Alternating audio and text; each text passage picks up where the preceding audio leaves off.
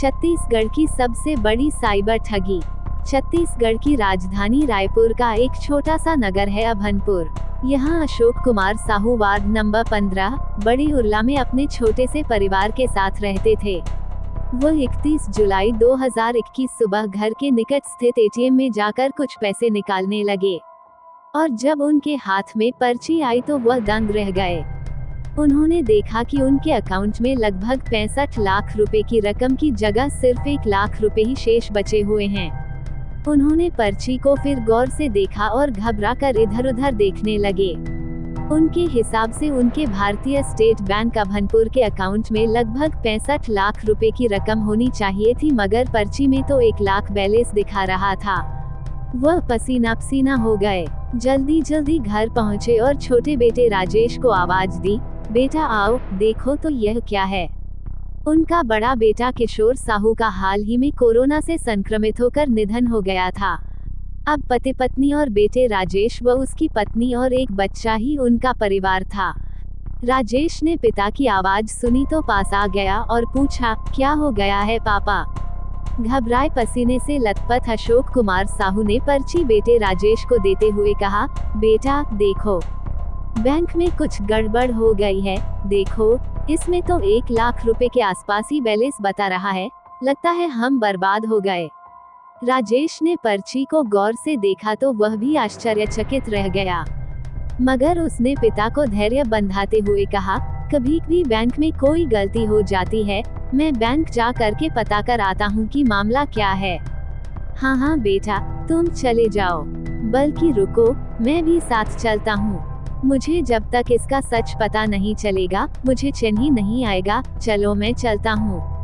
राजेश साहू अपने पिता अशोक कुमार साहू जो कि छत्तीसगढ़ राज्य विद्युत मंडल में पर्यवेक्षक ऑडिटर के रूप में लगभग 40 साल की नौकरी के बाद हाल ही में रिटायर हुए थे को लेकर के स्टेट बैंक ऑफ इंडिया की शाखा मेन रोड अभनपुर की ओर बढ़ चला। राजेश ने देखा पिता अभी भी बहुत घबराए हुए हैं। उसने पिता को आश्वस्त किया, मगर अशोक कुमार साहू का पूरा ध्यान अपने बैंक अकाउंट को लेकर के चिंता में था। वो ये नहीं समझ पा रहे थे कि इतने सारे रुपए होने के बाद जो कि सेवानिवृत्ति के बाद उन्होंने अपने इसी अकाउंट में जमा करवा रखे थे, कहाँ गायब हो गए। राजेश पिता के साथ जब बैंक पहुंचा और वहां बैंक मैनेजर से मिलकर एटीएम से निकली पर्ची दिखा करके बैंक बैलेंस की जानकारी ली, जवाब सुनकर तो मानो अशोक कुमार साहू और राजेश साहू को काट मार गया। Manager S.K. शर्मा ने उन्हें बताया कि आपके अकाउंट में अब लगभग 1 लाख रुपए की राशि शेष है और लगभग 2 माह पहले 64 लाख रुपए से अधिक की राशि आपके अकाउंट में थी। इस बीच लगातार 2 लाख रुपए से लेकर के 50,000 रुपए की राशि तक 25 दफा अलग-अलग तारीखों को ऑनलाइन निकाली गई है। उन्होंने राजेश साहू को स्टेटमेंट निकाल करके हाथ में थमा दिया, जिसके अनुसार 63,33,439 रुपए उनके अकाउंट से छूमंतर हो चुके थे। ये सब देख समझकर राजेश साहू हतप्रभ रह गया। वहीं अशोक कुमार साहू सिर पकड़कर बैठ गए और रुआंसा होकर के बैंक मैनेजर से बोले, सर हमने कोई भी रुपया का लेन देन नहीं किया है, मेरे अकाउंट से लाखों रुपए पता नहीं किसने निकाल लिया है, मैं तो बर्बाद हो गया, आप इस पर कुछ कार्रवाई करिए। इस पर स्टेट बैंक मैनेजर ने विनम्रता पूर्वक कहा, अगर आपको लगता है कि आपके साथ किसी ने गलत तरीके से बैंक से पैसे निकलवा लिए हैं तो अब आपके सामने एक ही विकल्प बचता है, आप हमें एक पत्र लिख कर दे दीजिए और आज ही पुलिस में जा करके अपनी कंप्लेंट करिए। इस पर अशोक कुमार साहू भड़क गए और चिल्ला करके कहने लगे, ये कैसा बैंक है और कैसी व्यवस्था है, हमने भी 40 साल विद्युत मंडल में नौकरी की है, मैं ऑडिटर था, मगर 1 रुपए भी इधर उधर कभी नहीं होता था और आज बैंक में मेरे लाखों रुपए किसी ने निकाल लिए और मुझे खबर भी नहीं हुई। भारतीय स्टेट बैंक मैनेजर शर्मा ने उन्हें शांत करते हुए बैठाया, पानी पिलाया और विनम्रता पूर्वक कहा, साहू जी अब जो हो गया उसका रोना छोड़कर आगे की सुध लीजिए, आप चिंता बिल्कुल मत करिए, अगर आपने पैसे नहीं निकाले हैं तो आपके सारे पैसे ये समझिए कि सुरक्षित बैंक में रखे हुए हैं और जो भी कहीं चूक या गलती हुई है अथवा फ्रॉड हुआ है तो पुलिस उनको पकड़कर जेल में डाल देगी, आप बिल्कुल निश्चिंत रहिए। सुन करके अशोक कुमार साहू को ढांढस बंधाया और वे बेटे राजेश के साथ थाना अभनपुर पहुंचे। जहां अपने कक्ष में इंस्पेक्टर बोधन साहू प्रतिदिन का कार्य संपादित कर रहे थे। अशोक कुमार साहू और राजेश ने उनके कक्ष में अनुमति लेकर प्रवेश किया और सामने की कुर्सियों पर बैठ गए। बोधन साहू ने बुजुर्गवार अशोक कुमार साहू की ओर देखा और कहा, बताइए, आप लोगों का कैसे आना हुआ है? इस पर राजेश साहू ने कहा, सर, मेरा नाम राजेश कुमार साहू है और यह मेरे पिता अशोक कुमार साहू हैं, जो कि छत्तीसगढ़ राज्य विद्युत मंडल में ऑडिटर के पद पर कार्यरत थे। मार्च 2021 में आप रिटायर हुए हैं। सेवानिवृत्ति के बाद लगभग 65 लाख रुपए स्टेट बैंक की स्थानीय शाखा में इन्होंने जमा किए थे, जो अचानक गायब हो गए हैं। हम लोग अभी बैंक मैनेजर से भी मिले हैं और वहां अपनी कंप्लेंट लिखवाई है। हम आपके पास भी कंप्लेंट के लिए आए हुए हैं। 63 लाख रुपए के बड़ी रकम की ठगी की बात सुन करके बोधन साहू के कान खड़े हो गए। उन्होंने मामले की गंभीरता को समझते हुए अशोक कुमार साहू से कहा, आप लोग सारी घटना एक कागज पर लिख करके दीजिए। मैं एफआईआर दर्ज करवाता हूँ। आप लोग निश्चिंत रहें। जल्द से जल्द आप अपराधियों को जेल की हवा खाते देखेंगे। राजेश ने नगर निरीक्षक बोधन साहू के कक्ष में बैठे बैठे ही एक तहरीर लिखी और अपनी सारी स्थिति को अवगत कराते हुए पुलिस अधिकारियों से यह आग्रह किया कि इस मामले पर संज्ञान लिया जाए और अपराधियों को पकड़ लिया जाए। अभनपुर थाने में एफआईआर दर्ज होने के बाद बोधन साहू ने अपने उच्च अधिकारी एडिशनल एसपी लखन पटले से बातचीत करके उन्हें साइबर क्राइम की इस संपूर्ण घटना से अवगत कराया। 63 लाख रुपए गायब होने की खबर सुनकर लखन पटले ने उन्हें निर्देश दिया कि मामला अभनपुर पुलिस और साइबर क्राइम शाखा के साथ मिलकर के डिटेक्ट करें और बीच बीच में मेरे समक्ष प्रोग्रेस रिपोर्ट प्रस्तुत करें। रायपुर पुलिस के एसएसपी अजय यादव ने मामले की गंभीरता को देखते हुए अभनपुर थाने के जांच अधिकारी बोधन साहू और साइबर क्राइम शाखा के वीरेंद्र चंद्रा को इस मामले की जांच का प्रभार देते हुए 12 सदस्यीय टीम बनाई, जिसे इस मामले को जल्द से जल्द हल करने का आदेश दिया गया। अशोक कुमार साहू ने पुलिस को बताया कि 31 मार्च 2021 को छत्तीसगढ़ राज्य विद्युत मंडल के परीक्षण पर्यवेक्षक पद से रिटायर हुआ हूँ। इसी दरमियान अप्रैल में बड़े बेटे किशोर कुमार साहू की अचानक मृत्यु हो गई। इसी अवसाद के समय में उनके पास एक कॉल आई थी, जिसके बाद से उनके साथ यह ठगी का कारनामा अंजाम दिया गया है। अशोक कुमार साहू ने बताया कि 17 जून को एक अज्ञात व्यक्ति का कॉल आया। उसने कहा, हेलो, क्या आप अशोक साहू बोल रहे हैं? अशोक कुमार साहू ने कहा, जी हाँ, मैं अशोक कुमार ही बोल रहा हूँ। दूसरी तरफ से कहा गया, मैं भारतीय स्टेट बैंक अभनपुर से फूलदास बोल रहा हूँ। सर, आपके बेटे किशोर साहू की मृत्यु हो गई है। आपके बेटे की कोरोना से हुई मृत्यु के कारण भारत सरकार की योजना अंतर्गत 5 लाख रुपए मिलेंगे। ये सुनकर अशोक कुमार साहू खुश हो गए। बोले, ऐसा है तो बताइए, मैं ये रकम कैसे पा सकता हूँ? बैंक आ जाऊं? नहीं, आपको बैंक आने की अभी जरूरत नहीं है। यहाँ तो बहुत भीड़ रहती है। जब समय आएगा हम आपको स्वयं बुला लेंगे। अब तो मोबाइल में बड़ी सुविधा है, बात भी हो सकती है और ओटीपी भी हम पूछ सकते हैं। इसलिए आप घर में आराम से रहें। वैसे भी कोरोना वायरस चल रहा है। ये सुनकर के अशोक कुमार साहू को महसूस हुआ कि फूलदास सही कह रहा है। अभी कोरोना काल में कहीं भी बाहर जाना उचित नहीं है और जब घर बैठे काम हो रहा है तो भला घर से क्यों निकलूं? फूलदास ने बड़े ही मधुर आवाज में कहा, साहू जी, आप बहुत सज्जन आदमी लगते हैं। क्या करते हैं आप? मैं अब तो रिटायर हो गया हूँ।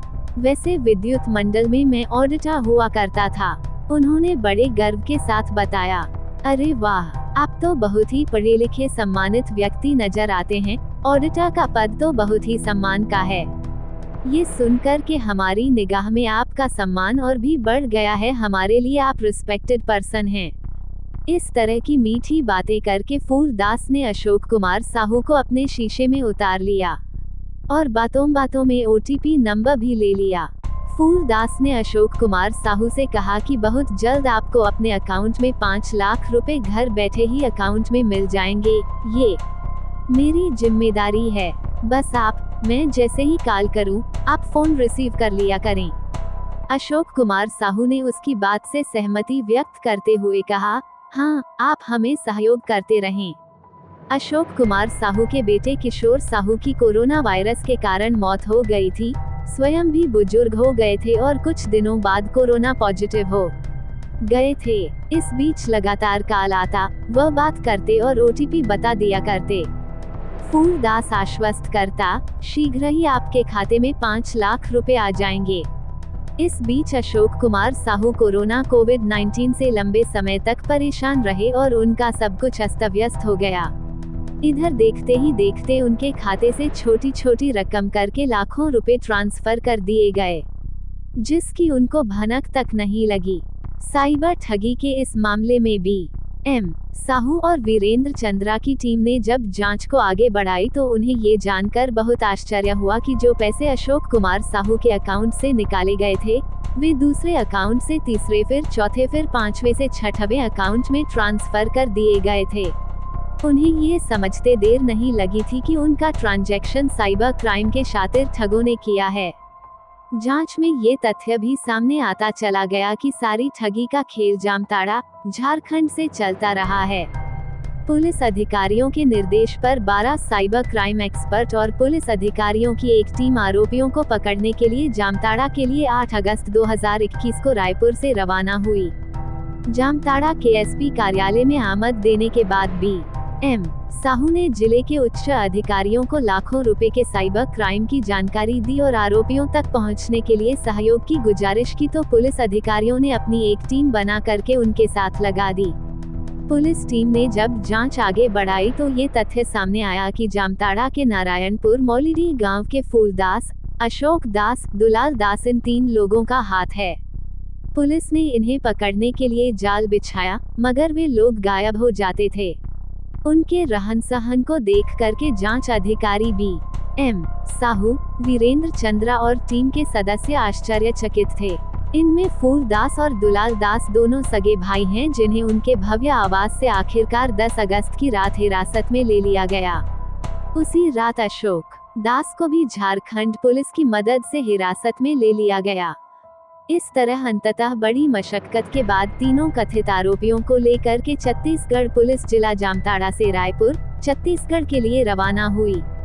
छत्तीसगढ़ प्रदेश की सबसे बड़ी साइबर ठगी के इस मामले में सबसे महत्वपूर्ण तथ्य यह है कि इस ठगी में 221 सिम कार्ड आरोपियों ने इस्तेमाल किए, जो कि पश्चिम बंगाल से लाए गए थे। वहीं एक सबसे बड़ी कमी भारतीय स्टेट बैंक की भी उजागर हो गई।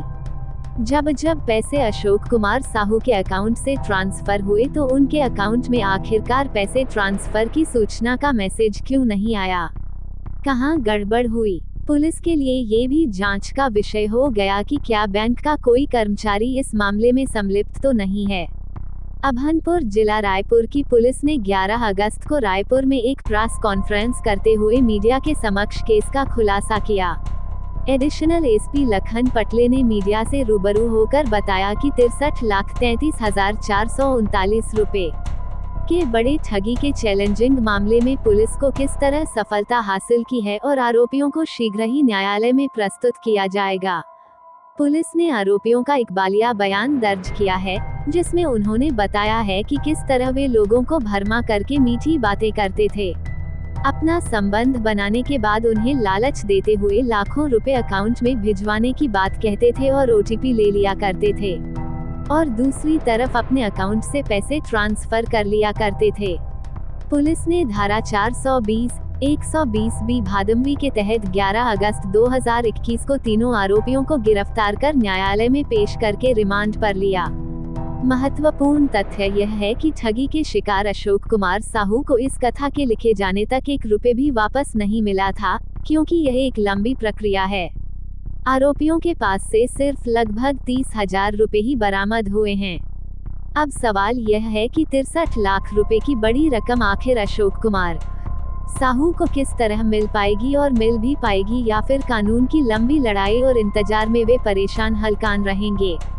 मगर अशोक कुमार साहू और उनके बेटे राजेश साहू को ये संतोष है कि उनके साथ ठगी करने वाले आरोपी पुलिस की गिरफ्त में आ गए और एक न एक दिन उन्हें उनका पैसा मिलेगा।